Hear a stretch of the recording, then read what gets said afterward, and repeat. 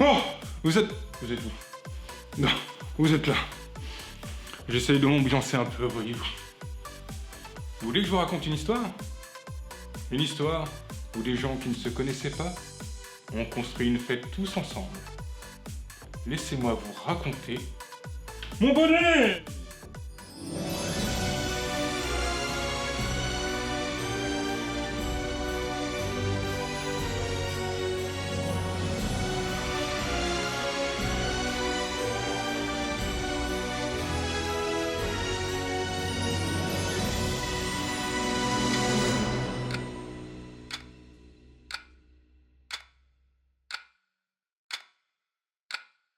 La neige tombait en tourbillon furieux contre les grandes vitres de l'aéroport de Dobor-Imeniak, transformant ainsi les pistes en un désert blanc où les avions semblaient figés, abandonnés par le temps lui-même.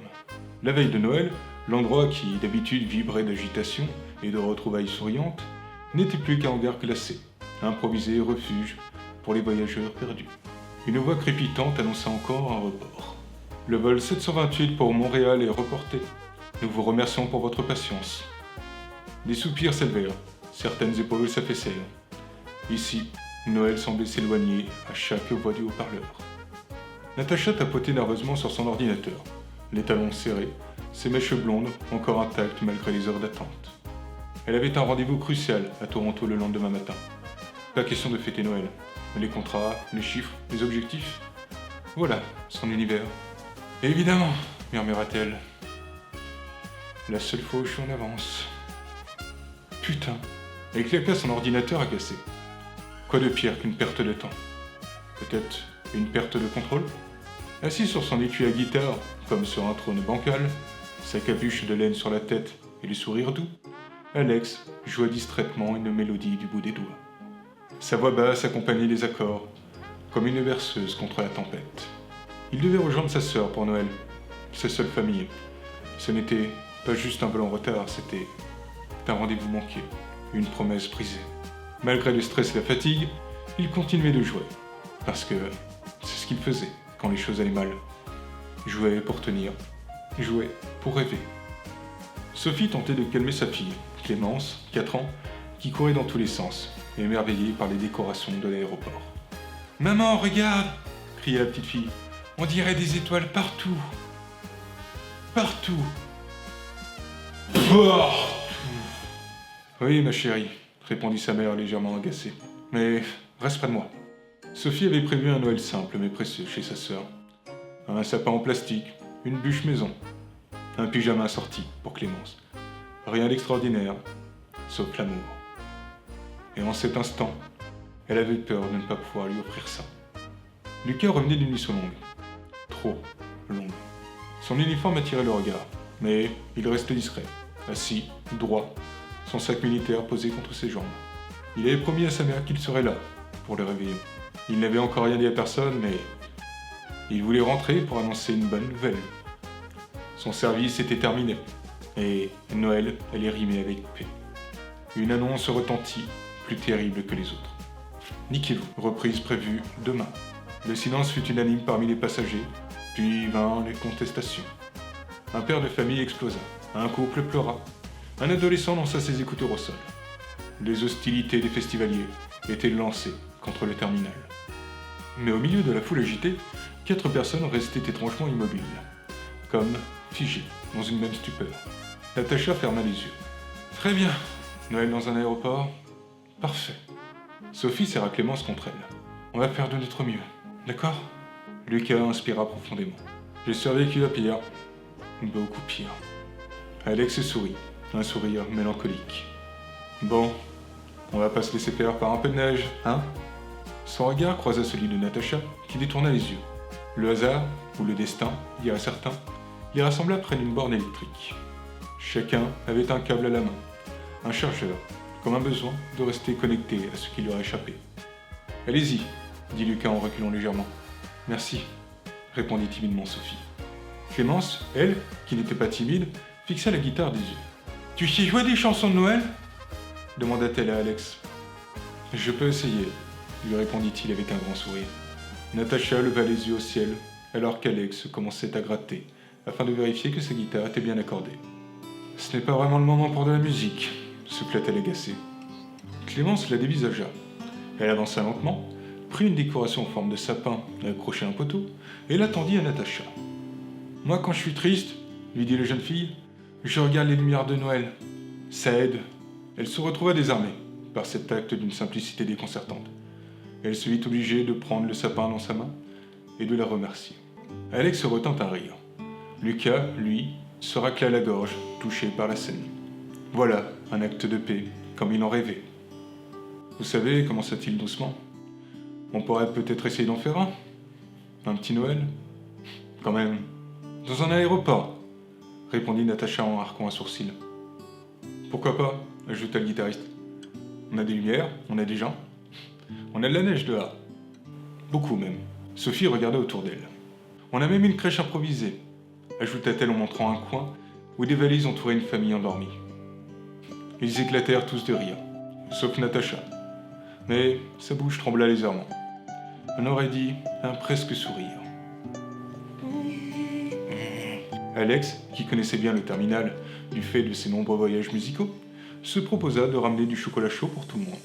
Au fil de ses séjours, il avait noué un lien avec le barista d'une des boutiques. Et celui-ci ne lésignait pas sur la qualité.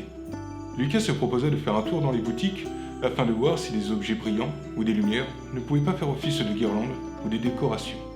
Sophie se proposa avec Clémence de faire des décorations avec les feutres et les feuilles qu'elle avait prises pour occuper sa fille durant le trajet. Natacha ne se trouva pas de lui en faire.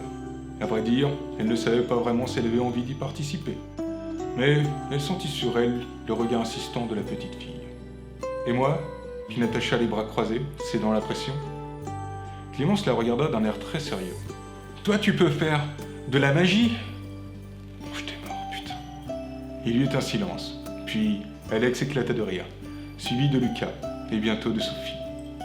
Natacha rougit et hocha la tête. Très bien, d'accord, finit-elle par dire. J'ai demandé des plaids et des coussins au salon business. C'est ça l'esprit, lança Alex avec un clin d'œil. Et tous se mirent en mouvement. Le hall devint peu à peu un atelier de fortune, se transforma lentement en salon convivial. Le chocolat chaud arriva dans des gobelets décorés de petits flocons. Lucas réussit à négocier des guirlandes à moitié prix. C'était pour un service patriotique de Noël, avait-il déclaré solennellement. Sophie étala du papier sur une grande table et Clémence dessina des étoiles maladroites. Natacha, à la surprise générale, revint avec 5 plaids et autant de coussins et des biscuits luxueux. Ne me demandez pas comment, dit-elle en se détournant légèrement. J'appellerais ça de la magie, dit Alex en adressant un clin d'œil à Clémence. Natacha détourna le regard, visiblement troublée. Alex avait récupéré des muffins invendus auprès de son barista. Il en mangeait un avec Sophie, pendant que Clémence accrochait les décorations avec Natacha qu'elle avait réquisitionnées. Lucas donna sa médaille afin de servir d'étoile dans ce sapin improvisé. Bientôt, la musique des marins. Alex joua Douce Nuit, Jingle Bells ou encore Let It Snow. Sa voix chaude résonnait dans le terminal, apportant par l'acoustique une ambiance douce et joyeuse. Lucas, après quelques hésitations, le rejoignit. Il n'avait pas la voix d'un chanteur, mais il avait la voix de quelqu'un qui avait manqué le monde. Et ce genre de moment. Et ça valait beaucoup plus. Natacha se laissa aller, partageant même une anecdote sur son enfance où elle avait tenté de vendre des cookies pour optimiser Noël. Sophie raconta la première fois que Clémence avait goûté la neige. Alex évoqua les concerts dans les bars où personne n'écoutait, mais où une seule personne suffisait. Lucas, lui, parla de sa mission. Pas des dangers, non, mais du froid, du manque, de l'envie de rentrer. Sophie posa alors une main sur son bras. « Vous êtes rentré, dit-elle d'une voix douce. Et c'est ce qui compte. » Lucas hocha la tête et lui sourit. Un sourire qui dura longtemps sous le regard interrogatif de Clémence. Et Natacha regarda cette scène, étrangement touchée. Elle se surprit d'avoir son regard se poser continuellement sur Alex. Sa façon de jouer les yeux fermés, sa bouche entr'ouverte par l'émotion, cela déclenchait une chaleur étrange dans sa poitrine. « Oh, arrête de le regarder comme ça, » lui chuchota Sophie en souriant. « Comme quoi ?» demanda Natacha. « Comme quelqu'un qui a oublié comment on tombe amoureux ?» Natacha s'étouffa presque avec son chocolat et rougit. Mais elle ne nia pas. Et plus la soirée avançait, plus la fête prenait de l'ampleur.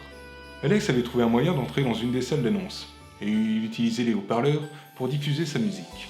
Lucas et Sophie dansaient, tournant sur eux-mêmes, sur les tapis roulants. Natacha aidait Clémence à construire un fort avec des valises. Au milieu du terminal, un feu avait été improvisé, avec des vieux cartons d'emballage et des vêtements. Au-dessus, tournait une broche avec un poulet trouvé dans la réserve du restaurant, ainsi qu'une petite caisse de vin, en supplément. La fête atteignait son paroxysme. Ce n'était pas le Noël qu'ils avaient espéré, mais c'était leur Noël. Construit à partir du rien, construit à partir du cœur. Au milieu de la musique et des effets de fumée par incendie qui venaient de se créer, les lumières dansaient avec eux, des lumières bleues et rouges. Elles furent bientôt accompagnées par des mégaphones qui, comme une chorale, se joignirent à Alex.